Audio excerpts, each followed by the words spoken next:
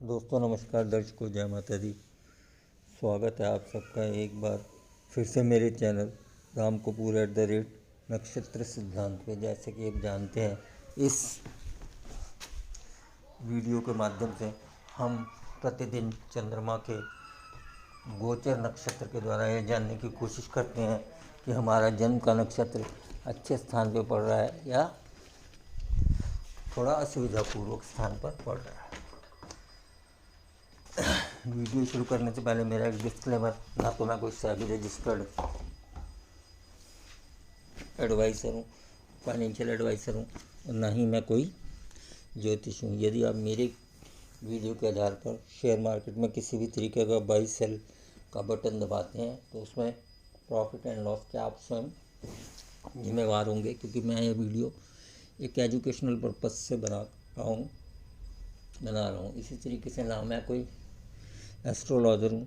ये मेरी एक गणना के आधार पर आधारित वीडियो है। आप चाहें तो इससे सहमत हो सकते हैं, चाहे तो इससे असहमत हो सकते हैं। फिर भी मेरा आपसे अनुरोध है, यदि आप मेरी दी गई गणना के आधार पर किसी तरीके से अपने दैनिक दिनचर्या में परिवर्तन लाते हैं तो उससे पहले जिस भी गुरुदेव का आप पालन करते हैं उनसे इस बारे में स्पष्टता के बारे में अवश्य जान लीजिए। आइए शुरू करते हैं आज का वीडियो। तिथि 12/12/2022। यह वीडियो मैं तिथि 12/12/2022 वार सोमवार के लिए बना रहा हूँ। तिथि 12/12/2022 वार सोमवार। इस दिन चंद्रमा की राशि कर्क रहेगी। कर्क राशि में रहेंगे चंद्रदेव, और चंद्रदेव का नक्षत्र होगा पुष्य नक्षत्र। पुष्य नक्षत्र के स्वामी शनिदेव होते हैं। पुष्य नक्षत्र के स्वामी शनिदेव होते हैं, और इस नक्षत्र की अवधि रात के 11:36 सोमवार रात तक रहेगी। अर्थात 11:36 रात्रि तक यह नक्षत्र रहेगा, सुबह से लेकर 11:36 रात्रि तक। अर्थात संपूर्ण दिन के लिए यही नक्षत्र रहेगा। आइए थोड़ी बात नक्षत्र स्वामी जो कि शनिदेव हैं उनके बारे में कर लेते हैं।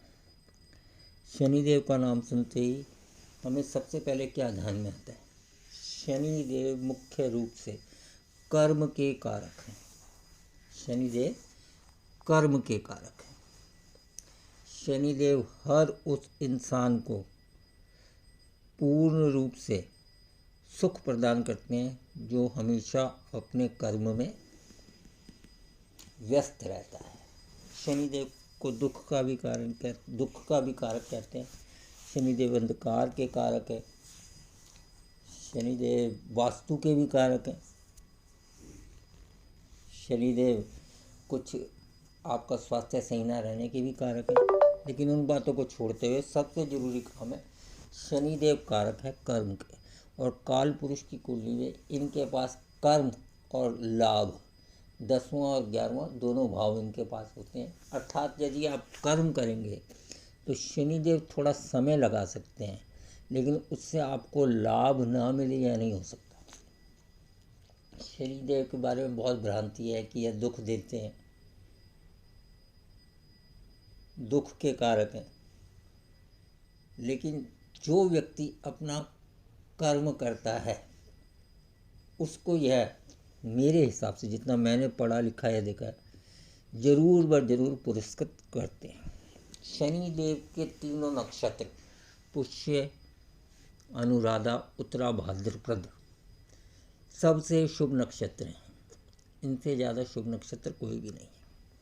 आइए थोड़ी सी इस नक्षत्र की, पुष्य नक्षत्र की आकृति के बारे में बात करते हैं। पुष्य नक्षत्र की आकृति यदि हम आसमान में देखें या सौरमंडल में देखें तो तीर के समान है। तीर, धनुष बाण वाला तीर, बाण जो तीर होता है।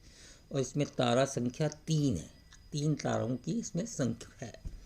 इस नक्षत्र का गुण है, यह क्षिप्र नक्षत्र है। यह शुभ नक्षत्र है। इसमें अग्नि तत्व है और पुरुष इसका लिंग है। योनि इसकी बकरी अर्थात गोट होती है। गण इसके देव हैं और देवता इसके बृहस्पति हैं। अर्थात जो भी जातक पुष्य नक्षत्र में जन्म लेता है पुष्य नक्षत्र में जन्म लेता है, यदि उसके साथ उसकी कुंडली के ग्रह भी इस चीज़ को सपोर्ट करते हैं, समर्थन करते हैं, तो वह व्यक्ति क्षिप्र कहते हैं लघु को, शुभ, बहुत शुभ विचारों वाला, अग्नि तत्व जो शरीर में आपके काम करने की ऊर्जा, एक तो साधारण ऊर्जा से लेते हैं, लेकिन जो अग्नि त्रिकोण बनता है 1-5-9 का कुंडली में, वो धर्म त्रिकोण कहलाता है। 1-5-9 जिसमें अग्नि तत्व की राशियाँ आती हैं। अग्नि तत्व आपको धार्मिक बनाने में बहुत सहयोगी होता है। पुरुष लिंग होने के कारण ऐसे जातकों में पुरुषोचित गुण अधिक हो सकते हैं। यूनी बकरी सीधा साधा हो सकता है, साधारण आदमी हो सकता है। गणदेव होना बहुत अच्छे हैं, जिनके गणदेव होते हैं उनके काम अधिकतर बनते हैं, और इसके देवता बृहस्पति हैं। तिथि 12/12/2022 वार सोमवार को चंद्रमा की राशि कर्क और नक्षत्र पुष्य जो कि शनिदेव का है, वहाँ से गणना करने के आधार पर, गोचर के चंद्रमा से गणना करने के आधार पर निम्न ग्रहों के नक्षत्र में जन्म लेने वाला जातक जातिकाएं, अर्थात हमारे समस्त दर्शक गण, माताएं, बहनें, मित्र, बंधु, दोस्त यार, जिनका भी जन्म शनिदेव के नक्षत्र में हो रखा हो, शुक्रदेव के नक्षत्र में हो रखा हो, चंद्रदेव के नक्षत्र में हो रखा हो, राहु देव के नक्षत्र में हो रखा हो, अर्थात शनिदेव के नक्षत्र हो गए पुष्य, अनुराधा, उत्तरा, भाद्रपद। शुक्रदेव के नक्षत्र हो गए भरणी, पूर्वा, फाल्गुनी, पूर्वाषाढ़ा। चंद्रमा के नक्षत्र हो गए रोहिणी, हस्त, श्रवण। राहु के नक्षत्र हो गए आद्रा, स्वाति, शतभिषा। इन 4 ग्रहों के नक्षत्रों में जन्म लेने वाले जातक जातिकाएं, हमारे दर्शकगण, समस्त माताएं बहनें, कल किसी भी तरीके का शेयर बाजार में पोजीशन ना बनाएं। पहली बात, किसी भी तरीके की शेयर बाजार में पोजीशन ना बनाएं। यदि आपकी कोई पुरानी पोजीशन हो जिस पे आपको लाभ की स्थिति बन रही हो, तो आप उस लाभ को एनकैश कीजिए, और कल हो सके तो बिल्कुल भी फ्यूचर एंड ऑप्शन में काम ना करें। यदि काम करना अति आवश्यक होगा तो केवल और केवल कैश मार्केट में काम कीजिए, वो भी थोड़े वॉल्यूम से, बहुत कम मात्रा में, एक दिन के लिए सिर्फ। उसके बाद जैसे आप नॉर्मल रूटीन में काम करते हैं वैसे करते रहें। जैसे मैं आपको हमेशा कहता हूँ, प्रॉफिट बचेगा तो प्रॉफिट बढ़ेगा। हमारे साथ क्या होता है, हम 4 दिन कमाते हैं और 5वें दिन हमारा सारा का सारा प्रॉफिट ख़त्म हो जाता है। यदि आप 4 दिन का कमाया प्रॉफिट एक दिन काम ना करके रोक लेते हैं, उस दिन जो आपका प्रॉफिट कम होने वाला होता है उससे बच जाते हैं, तो आपका वो प्रॉफिट ऑटोमेटिकली बढ़ गया। ये तो हो गई शेयर बाजार की बात। अब हमारे दर्शकगण, माताएं बहनें जो काम में व्यस्त रहती हैं, या हमारे दोस्त यार जो नौकरी पेशा या अपना व्यवसाय करते हैं और शेयर बाजार में काम करना पसंद नहीं करते, उनके लिए भी, जिनका जन्म तारीख 12/12/2022 सोमवार को गोचर के चंद्रमा जो कि पुष्य नक्षत्र में होंगे, वहाँ से गणना करने के आधार पर जिनका भी जन्म शनिदेव, शुक्रदेव, चंद्रदेव और राहुदेव। शनिदेव के नक्षत्र हो गए पुष्य, अनुराधा, उत्तरा, भाद्रपद। शुक्रदेव के नक्षत्र हो गए भरणी, पूर्वा, फाल्गुनी, पूर्वाषाढ़ा। चंद्रमा के नक्षत्र हो गए रोहिणी, हस्त, श्रवण। राहु के नक्षत्र हो गए आद्रा, स्वाति, शतभिषा। इन 4 ग्रहों के नक्षत्रों में जन्म लेने वाले दर्शकगण तारीख 12/12/2022 दिन सोमवार को किसी भी नए तरीके का कोई कार्य ना करें। नए तरीके का कार्य जो मैं हमेशा कहता हूँ, जैसे गाड़ी खरीदना, किसी नए समागम का इस्तेमाल करना, या नए रिश्ते की शुरुआत करना, घर में कंस्ट्रक्शन की शुरुआत करना, किसी से नया प्रयोजन करना, अर्थात एक दिन के लिए इन समस्त कार्यों को आप टाल दीजिए। यदि आपका पहले से कोई कार्यक्रम तय है तो उसको मत टालिए, उसको आप जो निश्चित है, निर्धारित है, उसको वैसे ही करें। जो परमात्मा ने निश्चित कर रखा है उसको जरूर करें। अगर किसी चीज़ में आप फेरबदल कर सकते हैं, नए कार्य को शुरू करने से एक दिन रोक सकते हैं, तो आप अवश्य रोकें। किसी तरीके के वाद विवाद में ना पड़ें, अपने स्वास्थ्य का ध्यान रखें, गाड़ी संभल कर चलाएं, किसी से ज़बरदस्ती बात ना बढ़ाएं, और अपने धन का उस दिन सही तरीके से सदुपयोग करें। यदि किसी दिन हम अपने आप को संयम में रखकर एक दिन बिता के उस दिन से हमें फ़ायदा मिलता है तो मैं नहीं समझता उसमें कोई गलत बात है। ये तो हो गई दोस्तों एक बात।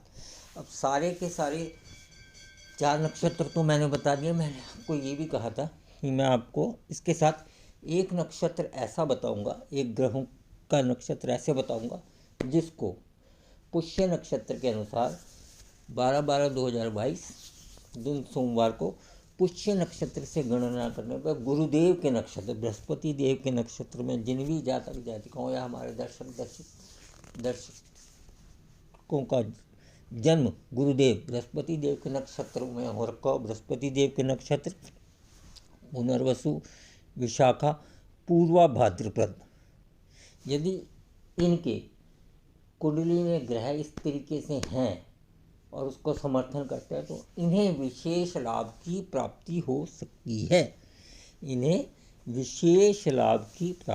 सकती है। गुरुदेव के नक्षत्र में जन्म लेने वाले जातक जातिकाओं को। दोस्तों जैसे मैंने आपको हमेशा बताया है, हम पंचांग आधारित ये प्रेडिक्शन करते हैं। पंचांग के 5 अंक, तिथि, नक्षत्र, योग, करणवार, उसमें से हम केवल और केवल नक्षत्र को उठाकर, मैं दोबारा से कह रहा हूँ, हम केवल नक्षत्र के आधार पर ये गणना करके आपको बता रहे हैं, मैं बता रहा हूँ। इसमें और किसी भी चीज़ का मेरा कंसिडरेशन नहीं है, लेकिन नक्षत्र से भी गणना करने पर आप इस चीज़ की सटीकता को 65 से 70% ले सकते हैं। आशा करता हूँ मेरी दी गई जानकारी से आपको लाभ होगा।